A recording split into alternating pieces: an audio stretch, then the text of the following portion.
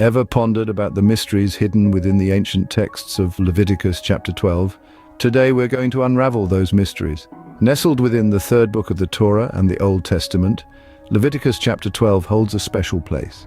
It's a brief chapter, yet it's packed with rituals and laws that have intrigued scholars for centuries. The text, primarily concerned with the purification process after childbirth, is a fascinating blend of religious, social, and historical perspectives. In the grand tapestry of biblical literature, Leviticus plays a pivotal role. It's a treasure trove of ancient Jewish law and tradition, offering a window into the societal norms and religious practices of a bygone era. Leviticus chapter 12 in particular provides a nuanced understanding of the perceived roles of women and the importance of purification in religious observance. So are you ready to dive into the depths of Leviticus chapter 12? Brace yourself, for an enlightening journey awaits us. Let's begin our exploration with the first few verses of the chapter. The opening verse of Leviticus chapter 12 introduces the subject matter.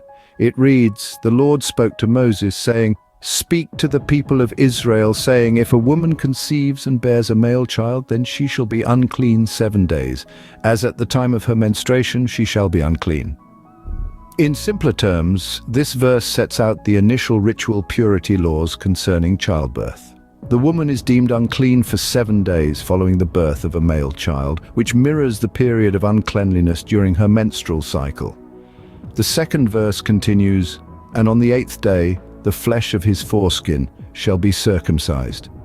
This verse introduces the practice of male circumcision on the 8th day after birth, a ritual that is still observed in Jewish tradition today. This ritual signifies the covenant between God and the Jewish people. The third verse states, "Then she shall continue for 33 days in the blood of her purifying. She shall not touch any hallowed thing, nor come into the sanctuary until the days of her purifying are completed." Here, the verse extends the period of the woman's purification to 33 days after the circumcision, during which she is not to touch any sacred items or enter the sanctuary. This is a time for her to rest, recover, and bond with her newborn. The fourth verse then reads, "But if she bears a female child, then she shall be unclean 2 weeks, as in her menstruation, and she shall continue in the blood of her purifying for 66 days. This verse doubles the periods of uncleanness and purification for the birth of a female child, a point that has sparked many discussions and interpretations over the years. These verses lay down the foundation of our understanding of Leviticus chapter 12, but there's more to it. Let's delve further. We are now moving towards the concluding verses of Leviticus chapter 12. Verses 5 to 8 hold a unique significance. They relay the instruction that if a woman gives birth to a daughter, she is to be considered unclean for 2 weeks, as during her menstruation. Then she must wait for 66 days to be purified from her bleeding. This passage is often considered perplexing in modern times, where gender equality is of utmost importance.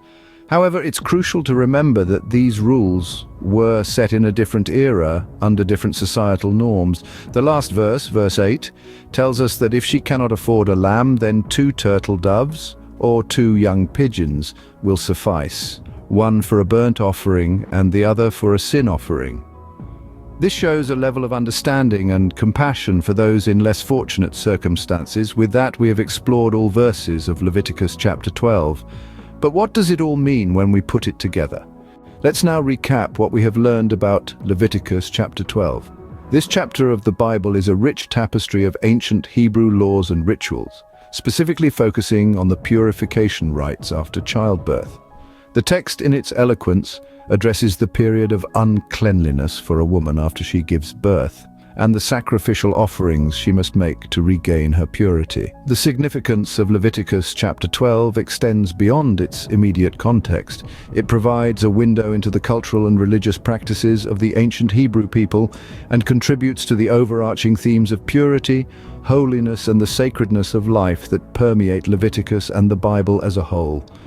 This chapter, like much of Leviticus, challenges us to think deeply about the intersection of religion, culture, and daily life in ancient societies, and how these elements continue to influence our understanding of the world today. We hope this exploration has given you a deeper understanding of Leviticus chapter 12. Stay tuned for more insightful journeys into the world of biblical literature.